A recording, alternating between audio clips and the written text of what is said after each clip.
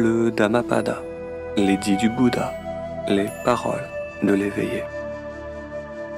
Chapitre 19, verset sur le juste. Celui qui se conduit selon le Dhamma ne juge pas faussement. L'homme saint recherche le vrai dans le faux.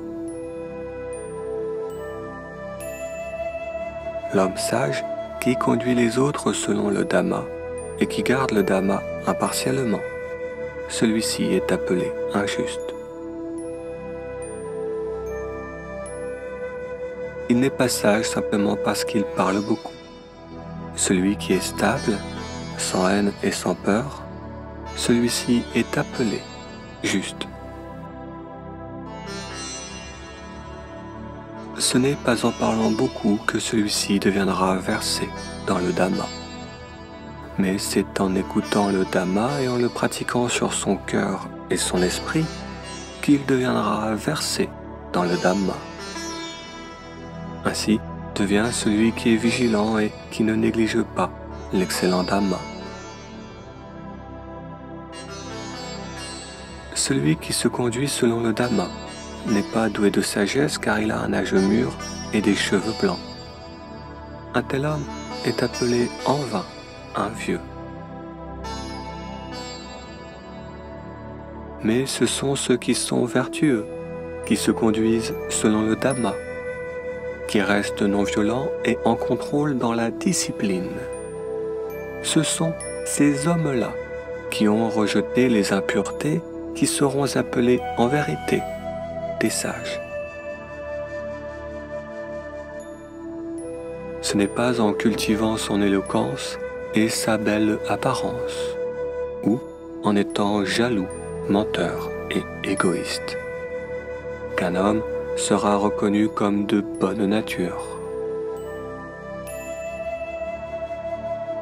Mais c'est le sage qui a rejeté la haine, qui s'est délié de tous ses défauts, qui, en vérité, est vraiment de bonne nature.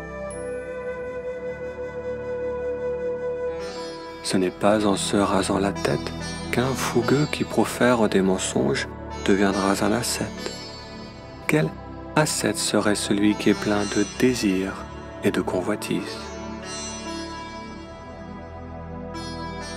Celui qui est appelé un ascète est celui qui a su vaincre le mal, petit et grand, qui réside en lui. Il ne suffit pas de mendier sa nourriture pour être un bhikkhu. Ce n'est pas non plus en adoptant des manières offensantes que l'on devient un bhikkhu. C'est parce qu'il a abandonné le mérite et le démérite qu'il est considéré comme étant un brahmane. Celui qui vit dans ce monde avec compréhension est appelé un disciple bhikkhu. Il ne suffit pas d'être silencieux pour devenir un sage, si l'on reste en même temps inerte et ignorant. L'homme sage soupèse le meilleur et enlève le mal. C'est pour cette raison-là qu'il est un sage. Il en est de même pour celui qui comprend tous les mondes. Il n'est pas un arya parce qu'il blesse les autres êtres vivants. C'est parce qu'il est non violent envers tous les autres êtres vivants qu'il est nommé un arya.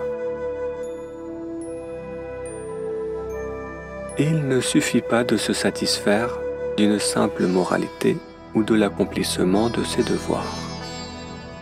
Il ne suffit pas non plus de se satisfaire d'avoir étudié et d'acquérir de la spiritualité et de la concentration.